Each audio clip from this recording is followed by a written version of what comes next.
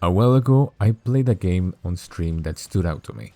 This game wasn't a dark FPS like some of the other games we have covered in the channel. Instead, this is probably one of the goofiest titles I've played so far that can still be pretty brutal at times. The game in question is Orcs Must Die. It's an indie third-person action tower defense developed and published by Robot Entertainment. It is currently sitting at overwhelmingly positive on Steam, and after finishing it, I think I understand why. I do admit I don't usually play tower defense titles, not because I don't like them, I just prefer FPS, survival and hack and slash games, but I wanted to try something different and I'm so glad I did. I didn't know what I was missing out and I don't want you to miss out either because this is one of the most unique titles I've come across for a few reasons. First is the story. Because unlike most action games that take themselves a little too seriously, Orcs Must Die doesn't, and we see that from the beginning when the protagonist's mentor is monologuing about his death and showing absolutely zero faith on his apprentice stopping the orc invasion. And he didn't die by being overwhelmed by the orcs, oh no, he died by slipping on the blood of his enemies and hitting his head on some stairs. Also, our protagonist seems to really enjoy killing orcs and says some questionable comments when placing traps. Orc, the other white meat. Even the orcs have voice lines showing that they are really dumb, but also hinting that someone might be controlling them, and we later find out that this is exactly the case. Don't crossbow me, bro! Basically, the story is a nice mix of a serious plotline of stopping a world-ending threat while adding some comedy without crossing the line of Marvel writing, if you know what I mean. I think I'm gonna be sick. But despite the cartoonish art style and how unserious it can be, Orcs Must Die doesn't shy away of being brutal where it needs to be, like when the enemies get dismembered after falling into a trap. I understand that it's a very little detail, but in my opinion, it complements the gameplay and it just makes it way more fun. Speaking of which, Orcs Must Die is another game where gameplay is what makes it stand out, because it is ridiculously simple, yet it gives you enough space to get creative.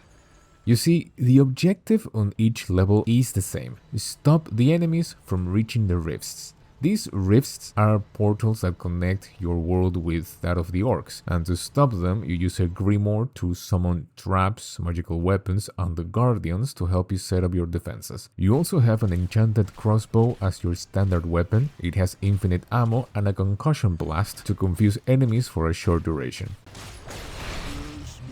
Later you can use the power of the Weavers. These are 3 ladies that give you special temporary upgrades to improve your traps and magic, or they give you unique abilities.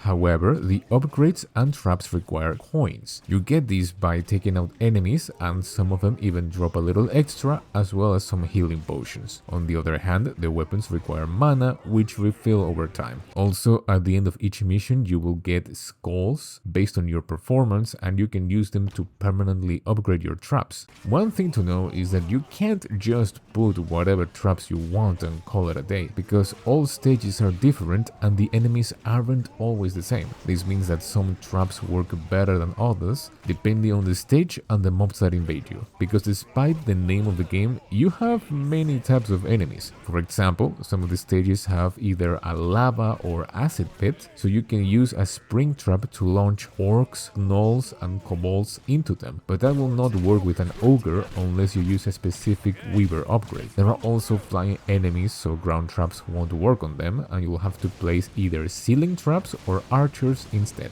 But what makes the gameplay special is all the combinations you can do, because once you learn how to better use each trap, you can turn a hole into an orc slaughterhouse.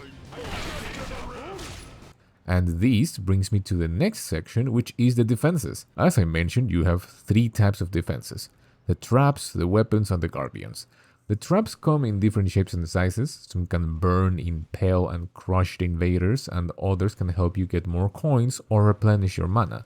The weapons let you cast fireballs, lightning bolts, ice missiles, wind blasts, acid bombs and lifesteal spells There's also a blade staff, and this is the only melee weapon. It doesn't require mana unless you use a secondary attack. And then we have the Guardians. These are NPCs which attack enemies that get close enough. There are only two, the Paladin champion for melee attacks and the Archer champion for range attacks. They are all great, but the traps are the ones that do the heavy lifting by eliminating most of the enemies. And honestly, most of these traps look like something Leonardo da Vinci would have made if he didn't have any regard for human life. I'm talking about huge spike balls that perpetually swing, to grinders that suck people in to turn them into a paste.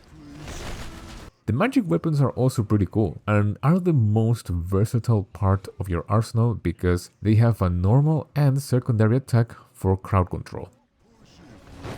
And the Guardians are also really useful. The Archers have a higher fire rate than range traps, so they can take out enemies faster, and the Paladins help stop enemies when the traps need to reload. I've recently been experimenting with different traps and Guardians to see what I can create, and it's been fun, I'll tell you that.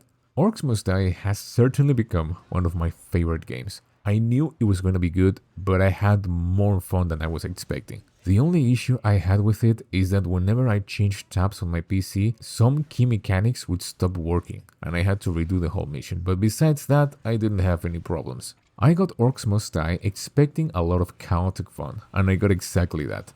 It doesn't take itself too seriously, but the comedy doesn't feel forced or out of touch. The gameplay is simple, fun, and it lets you experiment a lot. This was the first time a tower defense game lets me place traps and fight invaders at the same time. That is why it stands out so much to me, and I hope to find similar titles, so if you know any, please let me know in the comments below. I will also check out the sequel sometime later. For now, I want to take a break and try out some demos that I've been collecting, and I'll make a video about them soon.